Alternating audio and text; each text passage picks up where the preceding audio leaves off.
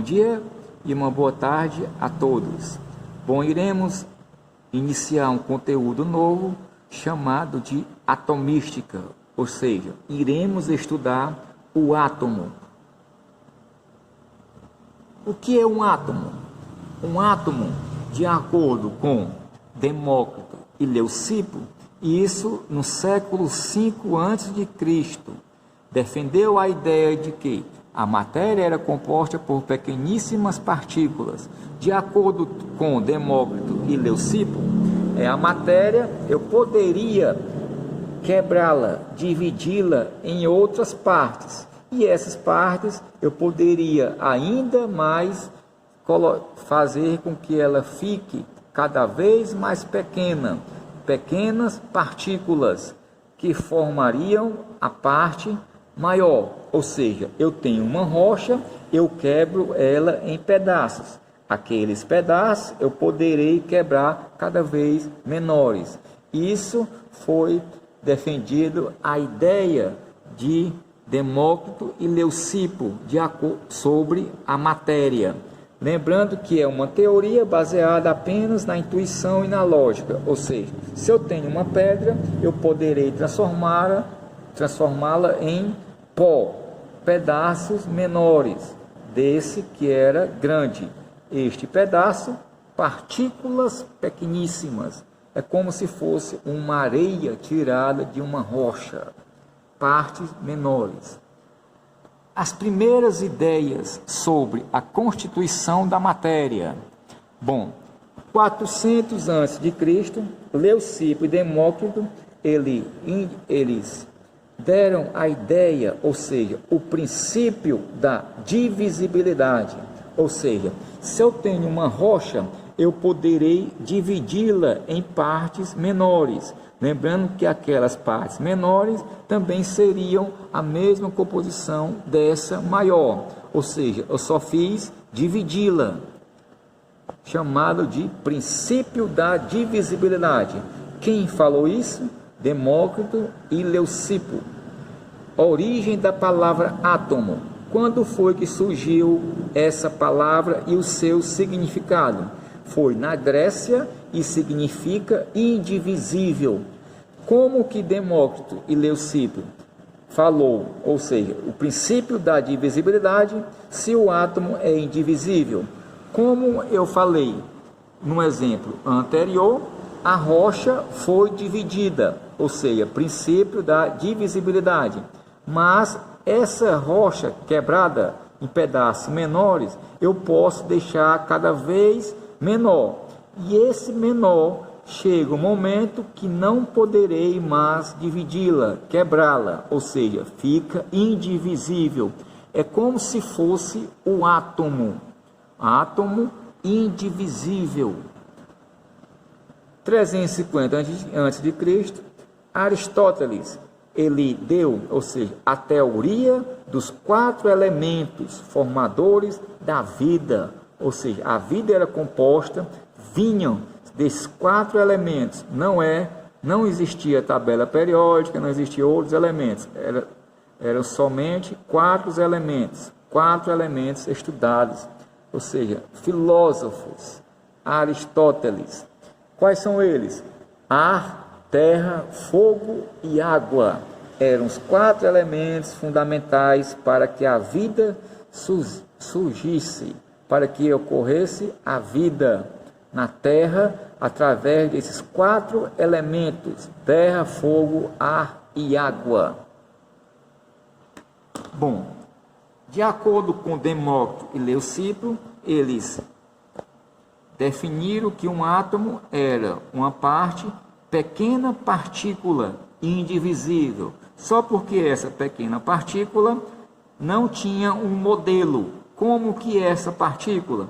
E a partir de então, alguns cientistas passaram a dar definições de como seria o modelo desta pequena partícula, dessa partícula fundamental que forma toda a matéria. A partir de agora, os cientistas passaram a fazer estudos, pesquisas e deram seus modelos. O primeiro modelo é o modelo atômico de Dalton. Dalton propôs em 1808 que a matéria é constituída de átomos, ou seja, ele pegou o que o Demócrito e o Leucipo falaram anteriormente, ou seja, a matéria era formada de pequenas partículas, que são partículas indivisíveis e indestrutíveis. Segundo Dalton, o átomo é indivisível e indestrutível. Átomos são partículas maciças. Cada tipo de átomo seria de determinado tamanho, ou seja, os átomos teriam tamanhos diferentes, seriam maciços, indivisíveis e indestrutíveis. Ou seja, o modelo atômico de Dalton seria uma esfera maciça, indivisível e indestrutível. Ou seja, o modelo atômico de Dalton é conhecido como o modelo da bola de bilhar, ou seja, semelhante a uma bola de sinuca. Ela é maciça, é esfera, indivisível e indestrutível.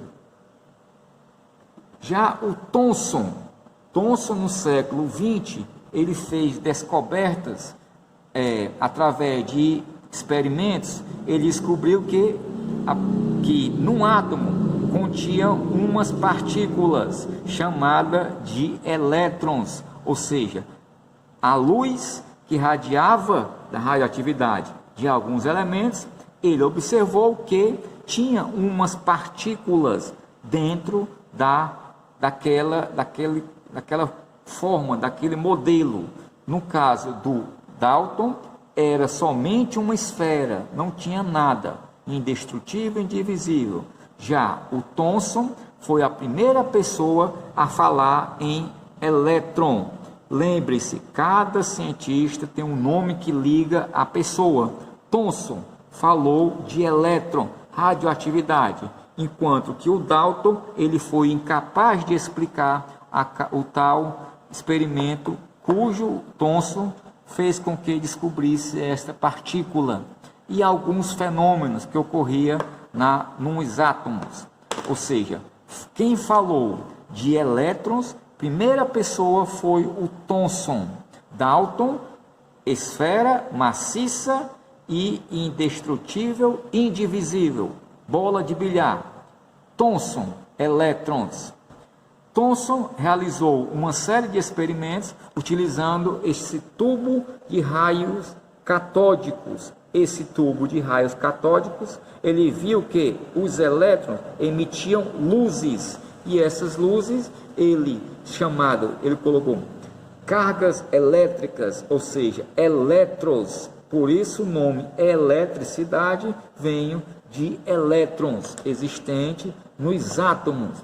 Ou seja, os seus experimentos comprovaram que no átomo existia uma carga elétrica, ou seja, o tal do elétron, sua partícula. Thomson, 1904, ele utilizou um tubo de raios catódicos e observou a presença do elétron. O modelo proposto por Thomson foi que o átomo era uma esfera. Essa esfera ela era positiva, ou seja, estando nos elétrons dispersos na esfera.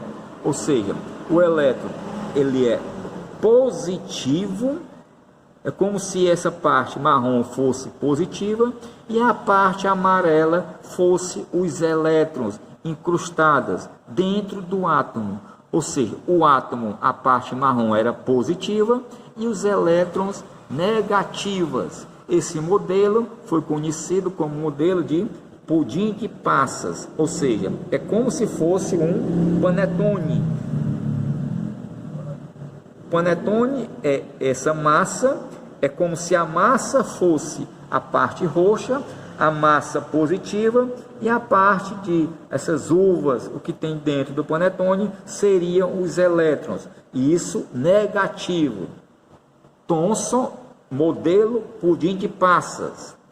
Dalton, modelo bola de bilhar. O Thomson já falou das cargas total de um átomo, ou seja, que o átomo já teria uma carga elétrica. Dalton não falou em nada de carga. Rutherford, em 1911, um cientista, ele fez em 1908 uma experiência que permitiu propor um modelo mais estudado, um modelo que mostrava o átomo de maneira diferente dos outros modelos anteriores. Ele irradiou um átomo, uma partícula positiva. Nessa partícula ele usou uma folha de ouro. Esta folha de ouro, a partícula lançada atravessou a folha e ele observou que houve surgimento de luzes em vários pontos, indicando que o átomo ele é uma estrutura vazia. Por quê? Porque passou alguns feixes de luz e alguns feixes de luz desviaram-se em alguma parte, alguma coisa dentro do átomo fez com que as partículas, os feixes, mudassem de lugar. Ou seja, ele observou que dentro do átomo tinha o núcleo. Ou seja, o núcleo fez com que as partículas mudassem de direção. O modelo atômico do Rutherford foi conhecido como modelo planetário, porque como se fosse o planeta, o Sol e os planetas ao redor em órbitas circulares.